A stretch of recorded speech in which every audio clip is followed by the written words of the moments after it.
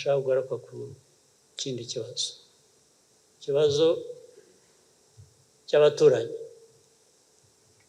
dufite na Congo.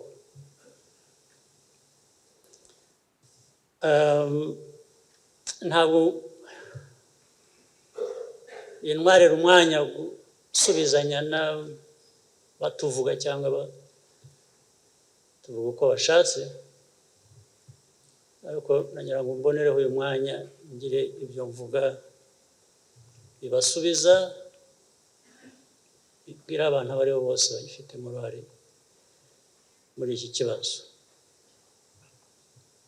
Nzongera hashize igihe nanone, niyo mpamvu ushaka kuvuga byinshi byo nabitse bimaze igihe ntasubiza. Ndabivuga uyu munsi, nzongera hashize igihe, ariko ubwo izara ko abo mbabwira bumva. Ikibazo cya Congo kirimo ibintu byinshi. Congo, u Rwanda, M23, FDLR, MONUSCO, international community, envoys, ibintu byose. Turi benshi bakwiye kuba bafite ibyo dukora. Ariko uko mvuza twese uko mbivuze, uko byari bikwiye.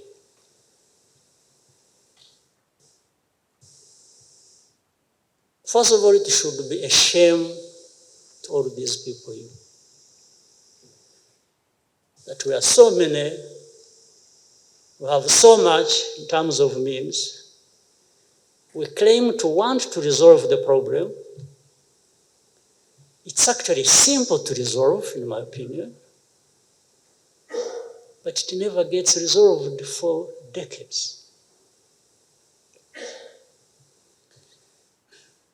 And of Congolese problems, the problems of DRC, before that, Zaire, and so on and so forth. I'm just talking about the problems of the last few decades. I'm not going into 60s, I'm not going into late 50s. No, I'm just talking about the last nearly 30 years now. You would wonder, I'm sure people should be asking themselves, how can these problems that relate to Rwanda, that relate to DRC, that relate to all these groups I'm talking about, that relate to the whole region, that relate to the powerful countries that so much talk about humanitarian crisis and human rights and all kinds of things, and really speak up for wanting to resolve all this. Sit with this kind of a situation and just keep massaging it and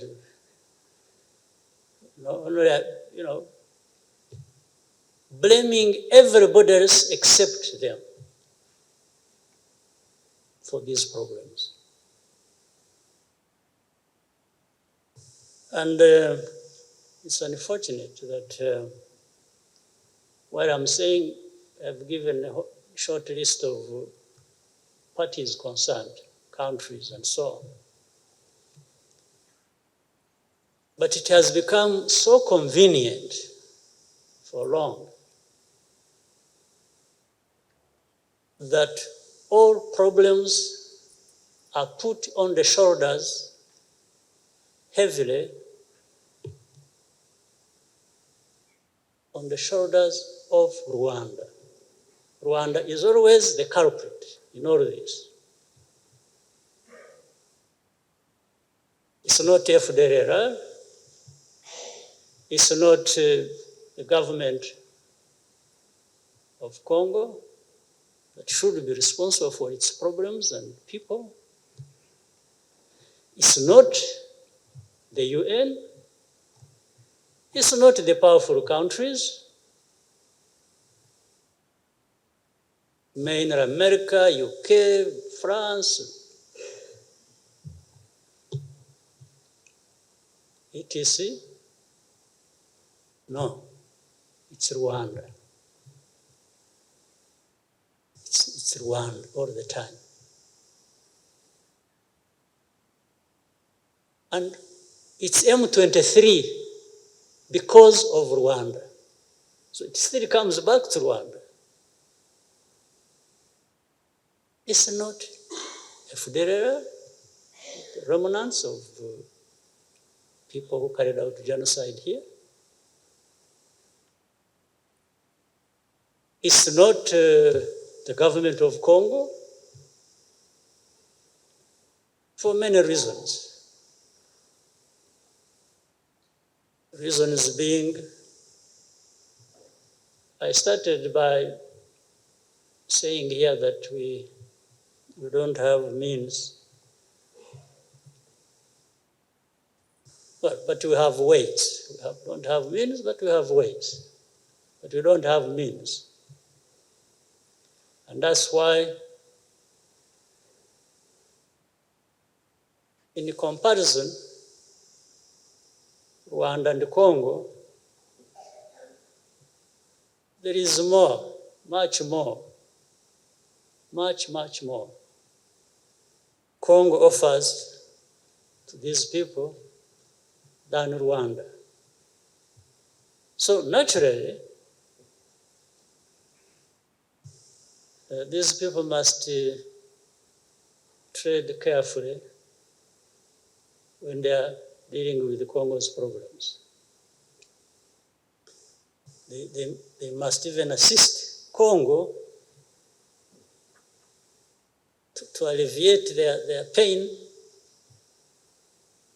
by transferring the blame they should have, put somewhere else.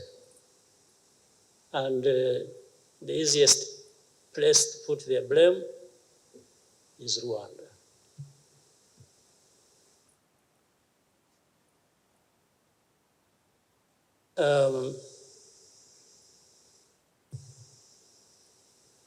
You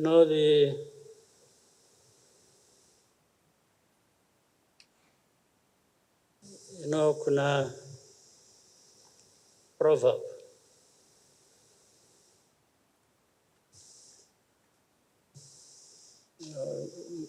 Hapa mnajua Kiswahili? Mnaelewa? Kwa Kiswahili,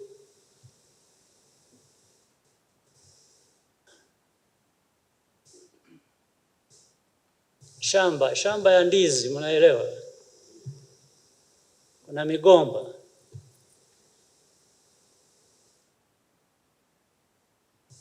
Na kuna majani. Migomba yani banana stem. Majani ikiwa banana leaves. Kwa migomba, kuna migomba mifupi na migomba mirefu.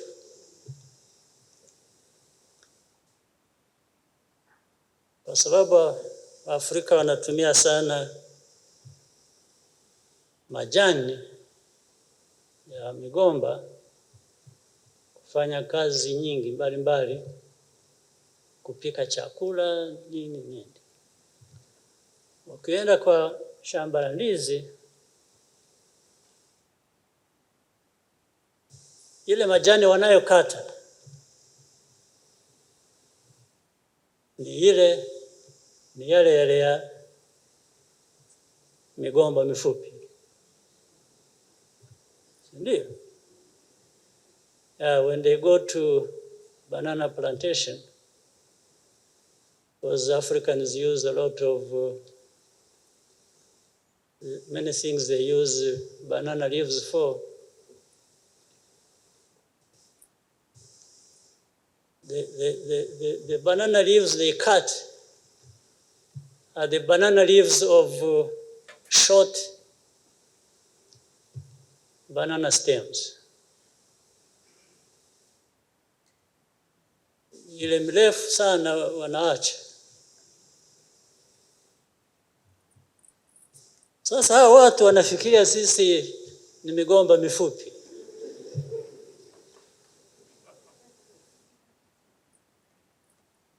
Kwa sababu ya geography, yani si nchi ndogo tu, au resources, minerals, vitu vingine, wale wana vingi sana, sisi hatuna. So they would rather go for the short, lakini bwana wanajidanganya kweli.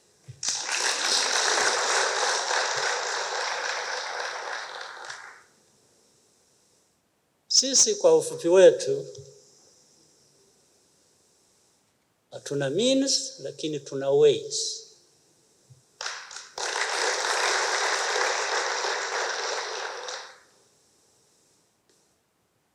Na tuko imara, hujajua, hujui, usikaelewa imara tulivyo.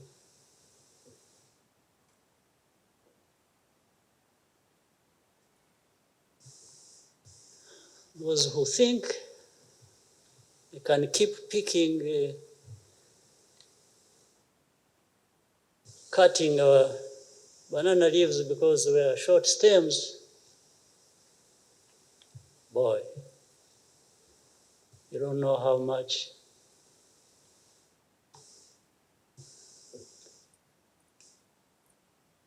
you have deceived yourselves.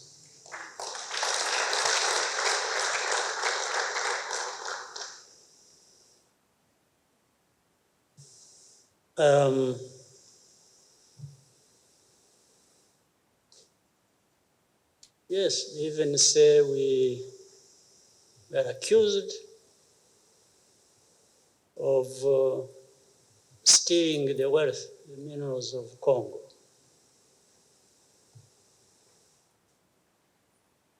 One thing we are not, and that's what makes us what I've just said.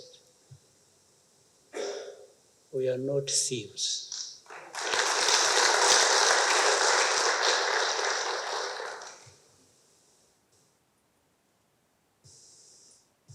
We work for what we have and what we get.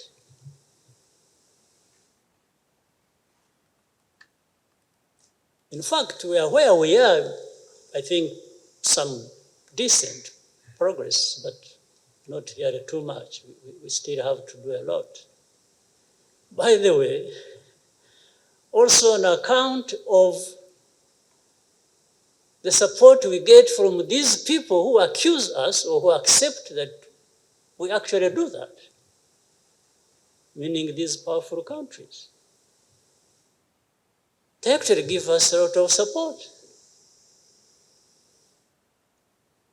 And if they took time to scrutinize, because they support other countries as well, including the Congo that we are accused so much for what's happening there.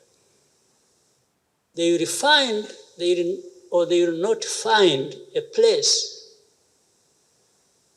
where we give value for their money than Rwanda.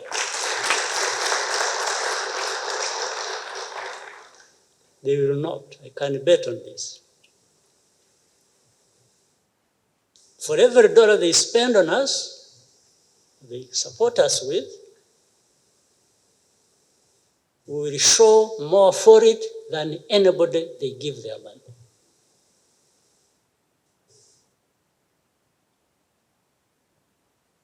And it is deliberate, it's not by accident. It's who we are, it's who we want to be, and nobody will take it away from us.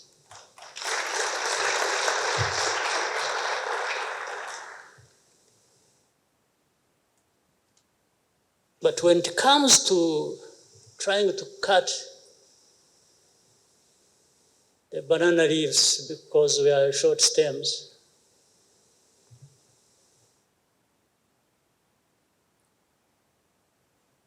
they can, or they will discover that you also provide value for money. Meaning,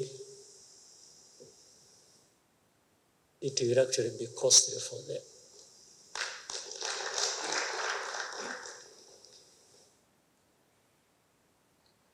Now, let me add to that. For the FDLR and the affiliate groups, Rwanda and so on and so forth. And by the way, affiliate groups means also there are some individuals, either whom we have here in prison, who were brought from outside, or others who masquerade around as so-called the opposition,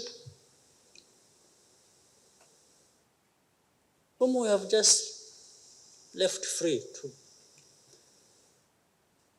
mess up themselves until some point when, if need be, to take care of them, take care of them.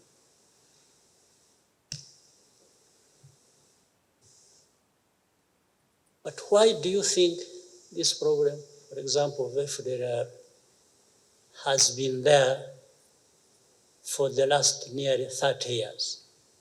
Why? Because you think it's a too complicated a problem to resolve?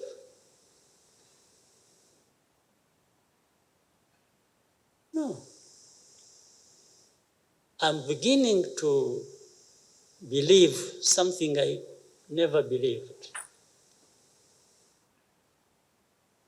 That I suspected, but I had no proof and I don't want to believe it. But it's so many years that if you can't find another explanation, then you have to believe it. You can't but not believe that actually somebody, somewhere, wishes this problem to be there forever. Around it, so many things are played. One, it is maybe to check these stubborn troublemakers,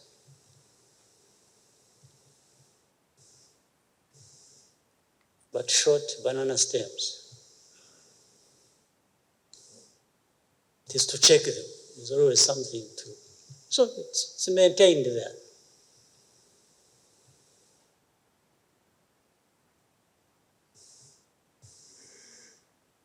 And then it spins around for the crimes associated with these people of our history, of our tragedy in Rwanda in 1994, the history before that.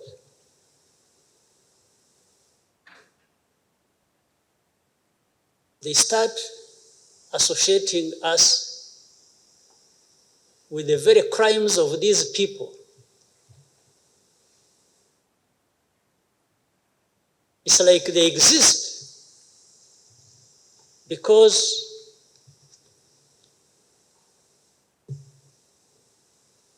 we are doing something wrong. In actual fact, maybe we share in the crime. We share in the crime they committed. So in other words, for the perpetrators and victims of tragic history, we are actually the same. There is no difference. Isn't it the whole narrative since 1994? How we in this country are known for stifling freedoms of people, we are, we violate human rights, then sometimes when they are talking about the violating of human rights, they point to the people who are here, whom they have labeled opposition leaders, who are associated with this history, that we are violating their rights. Can you imagine? The very people who are associated with genocide, well, here are some of them, many of them outside there, whom they have even sometimes refused to try for their crimes because they can't return them to Rwanda because Rwanda's justice and human rights, and if they return them to Rwanda, they will be denied their justice, their freedom, their human rights. And then we respond to these people and say, okay, if you can't give them to us, here is the evidence. You try them in your courts because you are better than us. And they still don't do that. So what does that mean? What would that mean for anybody who wants to think? And you don't want me to try them for reasons you are giving, that whether false or true. But then how about you? How about you trying them? What's wrong with you? You mean you're questioning your own justice system as well?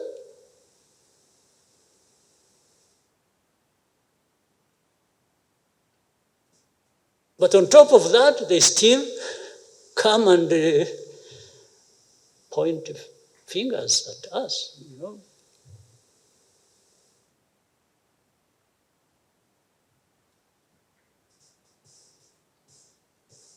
But sometimes there is poetic justice that goes on.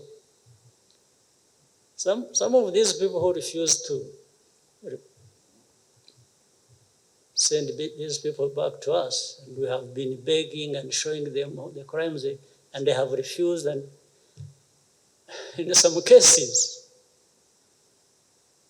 these people have gone ahead and committed crimes where these people, are holding them in their countries. And then prompted by that, they quickly now send them to us. Because there is a case where somebody was being accused and we were asking how these people, then this killed somebody else in one of these countries outside who had refused to surrender that person to us. Kills the person, then I think another case raped somebody, and then prompted by that, they start processing to send these people to us. So the first crime of the genocide they carried out here was not bad enough, but they are reminded by somebody violating the rights of one of their citizens. This is what I'm calling sometimes poetic justice.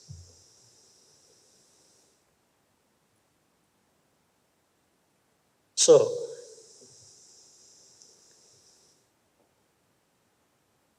if for the last 28 years, this problem has been there, and for the last 20-something, 22 maybe, the UN force was sent to Congo to deal with this situation. On top of the list being to deal with FDLR and these other genocide groups. And there is not a single day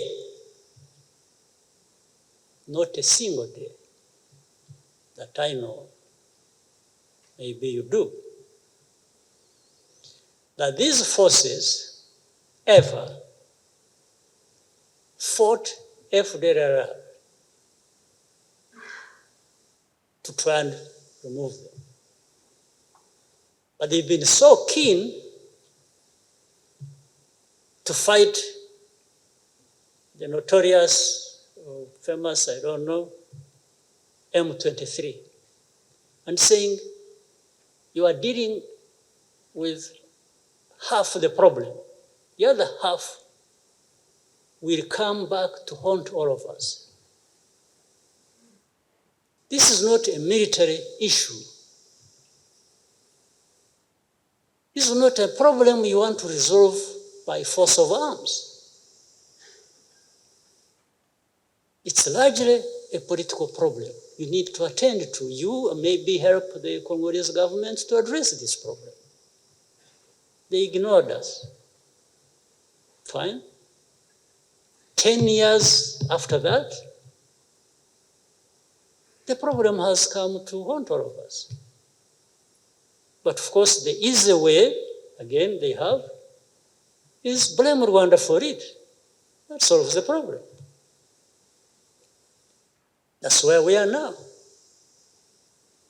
But why wasn't this problem resolved for the last 10 years, honestly? Why wasn't it? Those M23, those who fled and came to Rwanda, we put them, we cantoned them in a camp in the former chief, in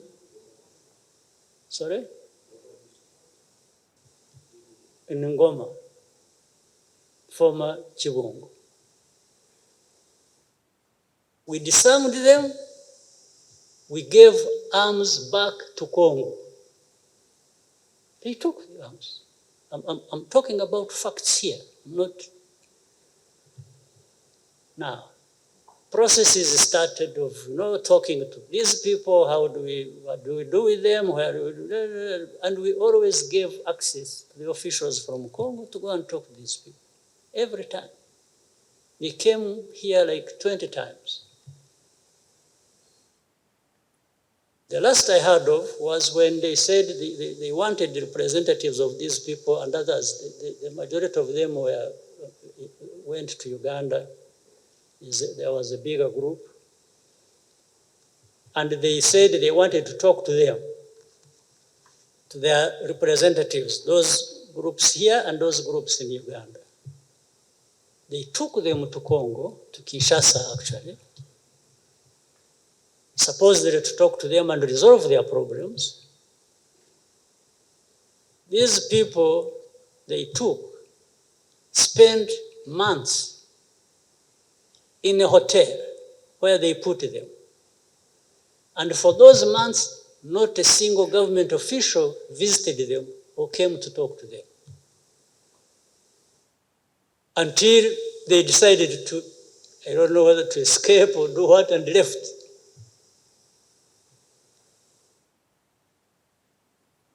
Now, the problem comes back to be Rwanda's problem. When they started fighting, don't ask me how or where they came from, but we have had a moment to discuss this openly in meetings of heads of state in Nairobi, and it was clearly demonstrated to the Congolese leaders what had been going on. And the only thing they kept telling us was, no, no, no. These people must go back where they came from. And then we asked them, say, where did they come from? Or what time do you mean? Because even if you assume that they came from here, where did they come from when they came here? And I asked one simple question in the meeting. I said, we would be wasting our time if we do not answer this question and we continue discussing this issue. I said, one simple question. Are these people we are dealing with or having to deal with Congolese or Rwandese or Ugandans?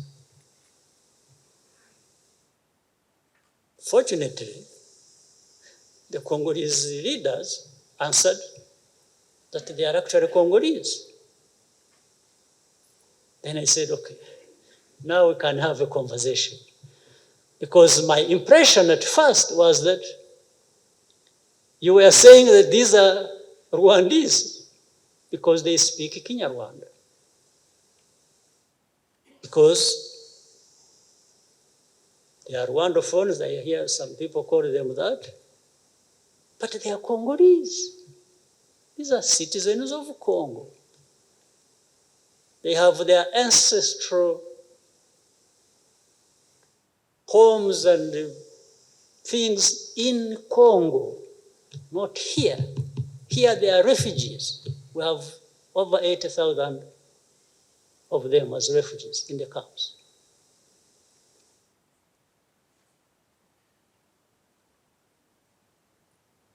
So, how do we deal with this issue? How does this issue become Rwanda's issue? Just being associated for convenience? This problem, in my view, is not too difficult to address, but you have to do the right thing. I want to remind people that they have to think about how to address the FDLR problem. It's been there for too long. Forget about stories being created around it. They say, no, they are no longer there. They came to Rwanda and then we sent them back. And yeah, but on record also of the UN, there are those who have been repatriated over time and we receive them and reintegrate them. That's why there is that center, is it in Motobo? They are on record. The records are there, very clear. So that problem has to be looked at. The other problem is the so-called M23 or other groups. By the way, there are over 100 groups, rebel groups. Did you know that? In Eastern Congo. Armed fighting for all kinds of things, I don't know some of them. So they can't only be existing because of Rwanda. Certainly not. If it was because of Rwanda, maybe they would be together.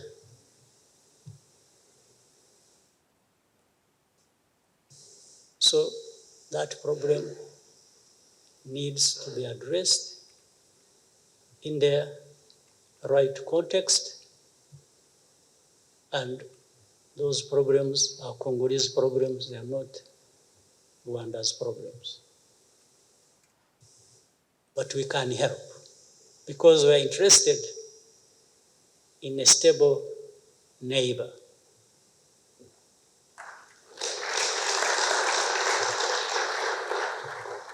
Peace in Congo or Eastern Congo is peace for us. So we can't be questioned about or our desire to have a peaceful country and region cannot be questioned, honestly.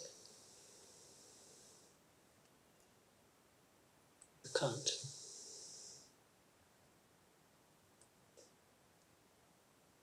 Even for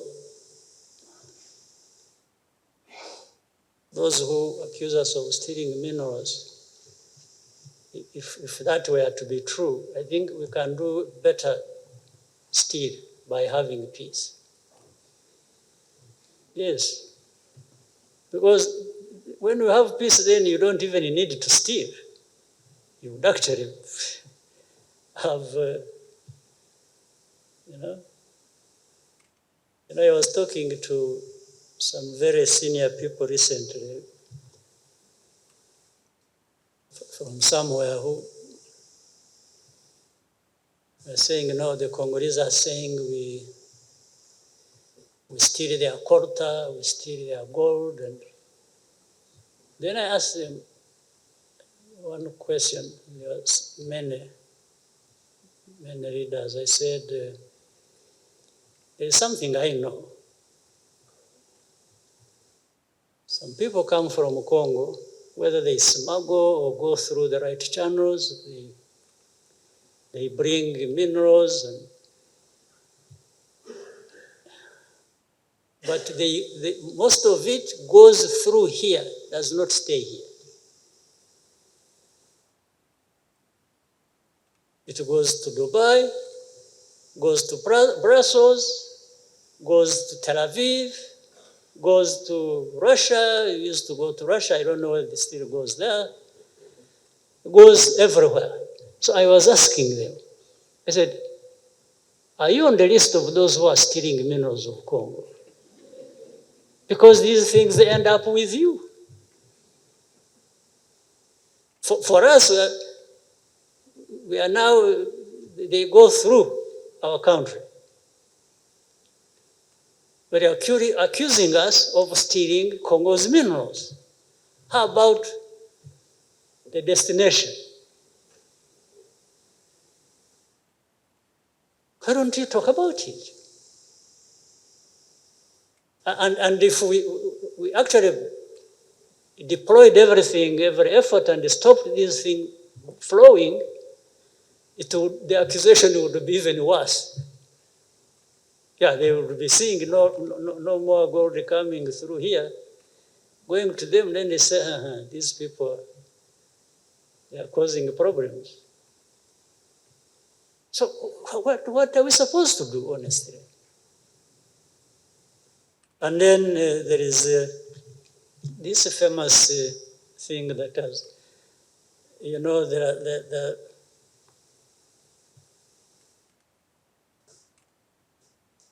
I've heard of hate speech.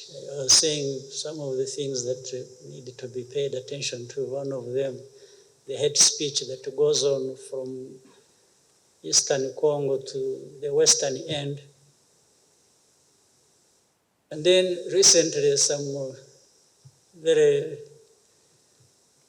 powerful people who have some good ideas of how to resolve the problem started saying hate speech must be stopped on both sides.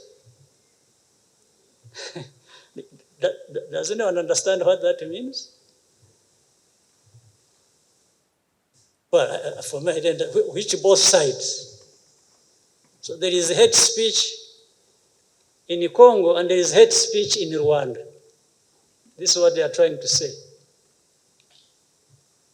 Has it been going on? Have you been involved in hate speech, you people?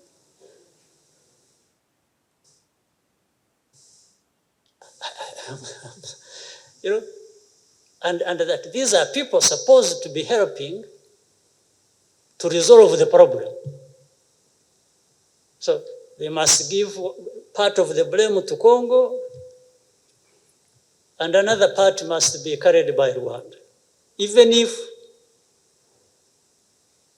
both of us have not been doing the same thing. So I'm saying it is simple to resolve because all it needs is just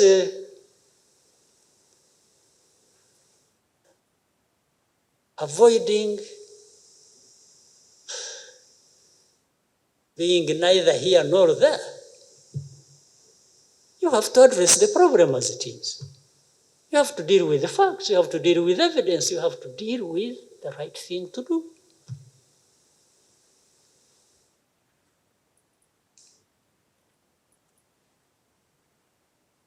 As for how our name will keep coming up, which I can't prevent one way or the other, our name will always come up. Not because we have solicited or created or in any way, shape or form war to happen. We never ask for war at all. We don't create grounds for conflict, not at all. We are interested in rebuilding and building and building until we are where we want to be. We know what war means. I have had some people, interviews and FT in London or France 24, France or TV5 or something like that. And somebody saying, I don't rule out a war with Rwanda. When I used to talk to this person who keeps saying this, I used to advise or humbly tell him that we are actually tired of war. We need to be working together and creating peace between our two countries. And because if you're looking for somebody who knows a thing about war, you come to me, please. I know something about it. And I know how bad it is. And by that, I know how you cannot have anything better than peace.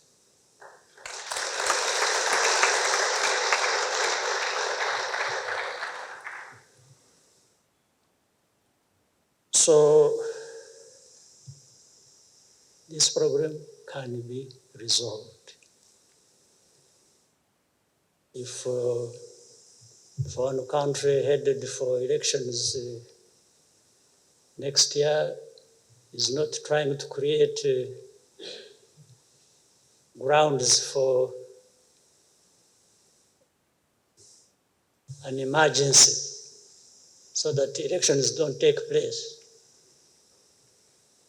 Well, not that he won the first elections, as we know. So if he's trying to find another way of having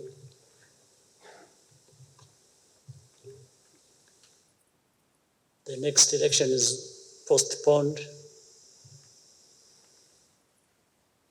then I would rather he use the other excuses, not us, because I think we have really a lot of problems of our own. We don't need to add other people's problems.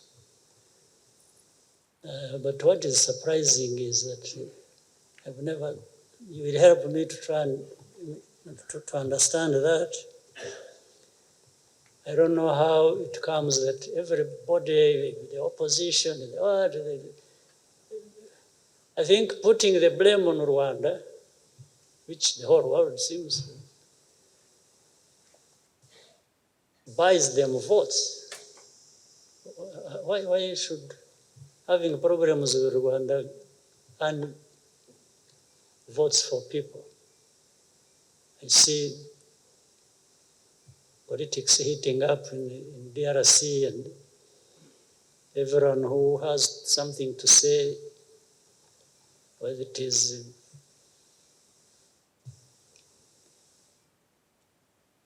whoever. Just keep saying, oh, Rwanda has invaded, Rwanda has invaded. Since when? And if you think also that we have, or that we are there, even if I were to believe it, I would still proceed with asking myself a question. I say, why? Why would Rwanda be in Congo? Maybe you would find an answer. Because there is a possibility that can take us there. That means, yeah, that's what you are saying.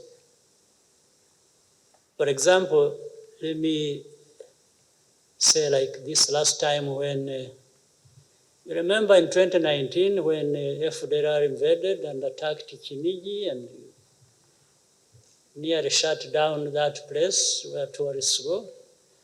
And by the way, we started seeing some messages, don't go to the northern part of Rwanda, there is insecurity from all over the world. Maybe this is what some people actually want. So we cleaned up that mess, and then this year, first half and mid, remember what went on, the bombings that took place, being fired from across with heavy artillery into that place. And then, so that is a very attractive for us to actually cross the border. There's no doubt about it. I've been, we asked DRC several times. I asked the president to allow us to work with their people to actually deal with the FDLR. And they refused. So I kept asking why they would refuse. I told them, just be with us, we will do the work of dealing with them. Little did I know they wanted to preserve them.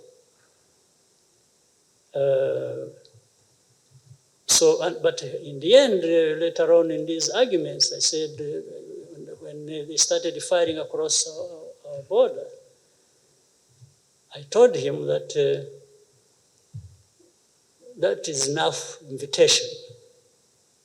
I told the president of Congo. But while initially I was seeking invitation to work with them to deal with our problem, actually firing artillery across the border into our territory is sufficient invitation. That statement still stands.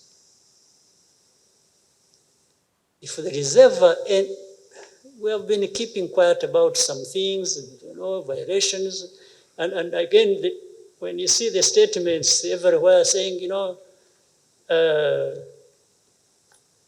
the territorial integrity of Congo must be respected.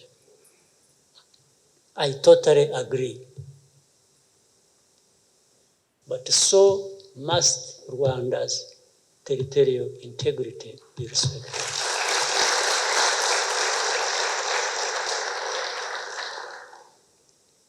And respecting territorial integrity is not just by a soldier putting foot on the ground on that territory. It's what you send to the other territory as well, even standing on your own. If you fired artillery shells across the border into Rwanda, while you are in Congo, you have violated the territorial integrity of Rwanda. That's the interpretation. I don't know of any other interpretation. So, I gave you more than you wanted or expected, but I thought I needed to really do this.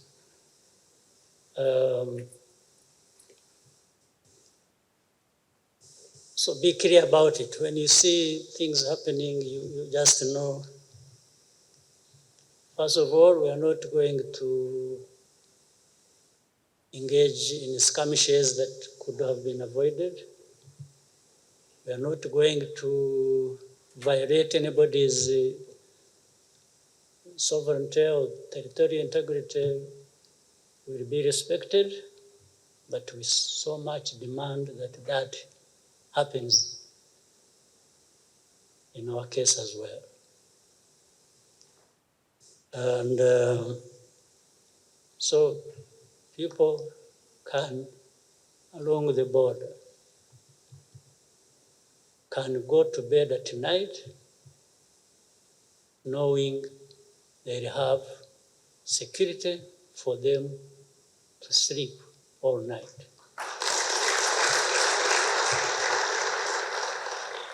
Short of that, we'll make somebody else spend sleepless nights. Thank you very much.